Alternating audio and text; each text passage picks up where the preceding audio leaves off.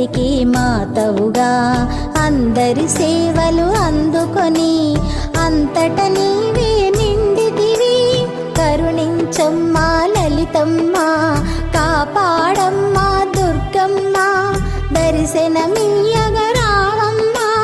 భక్తుల కష్టం తీర్చమ్మా.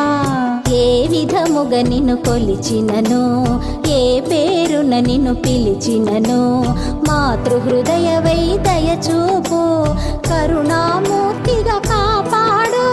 మల్లెలు మొల్లలు తెచ్చితిమి, మనసును నీకే ఇచ్చితిమి, మగువలమంతా చేరితిమి, నీ పారాయణ చేసితిమి.